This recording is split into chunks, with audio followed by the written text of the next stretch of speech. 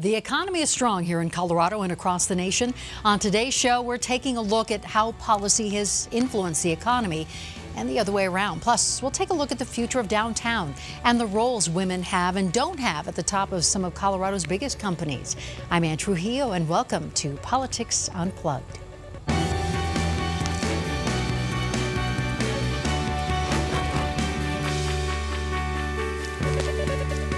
Well, you don't have to follow the stock market to know what this is. This is a chart of the closing numbers of the Dow Industrial Average since the first of the year. Back in January, those numbers hovered around 20,000, and now they're hovering at about 23,000. And here to talk to us about some of the reasons why, what this means for the country, your pocketbook, and public policy are Carol Hedges of the Colorado Fiscal Institute, which studies the fiscal and economic issues facing our state. Also, Richard Island of the American Sustainable Business Council, a network of business associations committed to people, planet, and profit. Also here, Reagan Bird of 9 to 5, a national group focusing on the rights of working women. Now that we have all those introductions out of the way, thank you all for being here. Thank you. I know you all come from very different perspectives, but let's talk about those numbers with the Dow Jones, the unemployment rate. Is any of this sustainable here?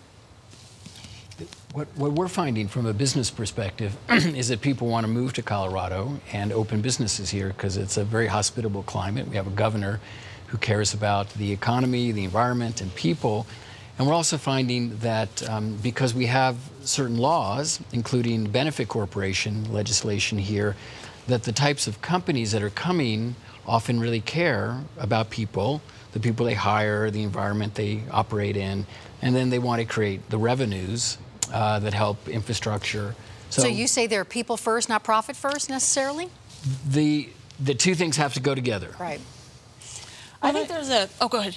I think that sustainability is one of those real challenges as we think about growth. I mean, do we want, what kind of growth do we want sustainable around here? I think that the point is that's already been made is that we are really about a quality of life in the state of Colorado. We are really interested in connecting to the just simple physical beauty of this place. And because of the attractiveness of the economy, of what's going on, it's making it harder and harder for all of us to engage in and be able to protect our, you know, and support a quality of life that we're really interested in, and that actually attracted many of us here.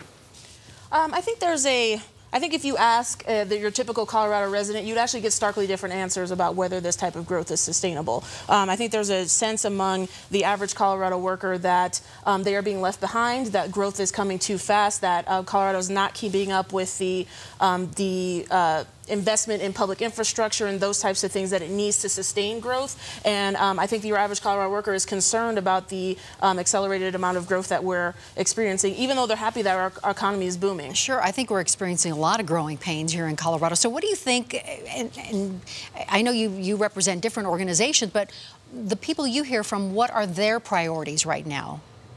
I'd say a huge priority right now is housing. It's definitely coming at the top of people's lists on biggest concerns. Transportation is a huge concern, and things like college savings, retirement, all of those things are really affecting how people are perceiving the economy and their ability to access this economic growth. And from the business side, Richard, what do you see? It's skilled workers, and it's also some of the things that Reagan just said, but having quality workers that can adapt to changing technology, that have competency in a number of different areas, that can do the job. And so many companies are finding they have to invest in and want to invest in the skilled workforce for the future.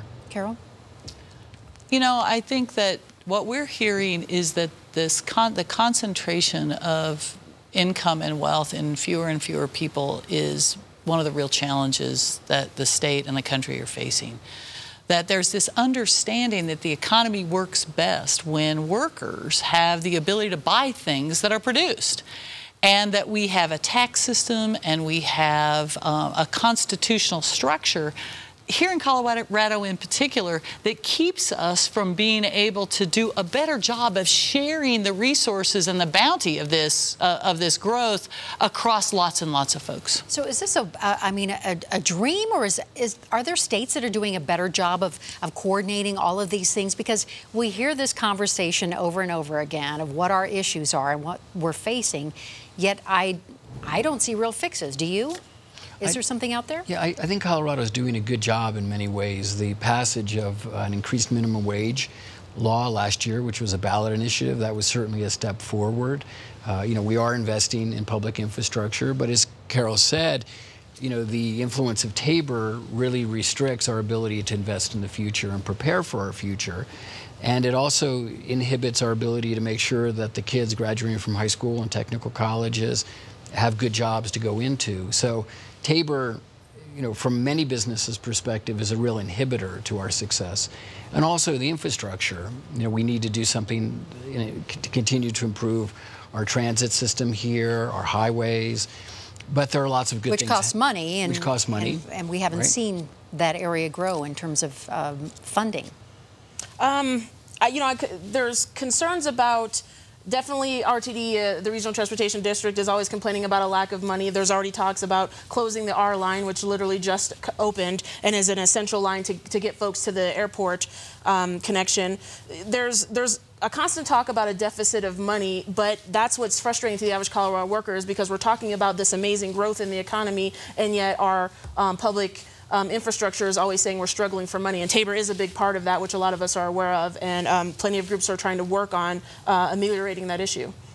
What are the fixes out there that maybe we haven't heard to date? Yeah, one thing I'd suggest is we look at the oil and gas severance tax. So with the Trump administration's change of policy around accounting for revenues produced by the oil and gas industry, Colorado will likely get less of its own share, and more of that money will go to the federal government, or that money just won't be collected at all.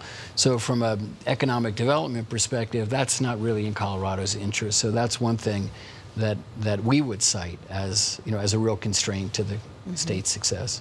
What do you see, Carol, as the best opportunities out there for people? Well, I think that we're currently in an environment where voters are vested with the responsibility for making these decisions. And that sounds like a really great deal to all of us. Boy, I want to be in charge of my own money.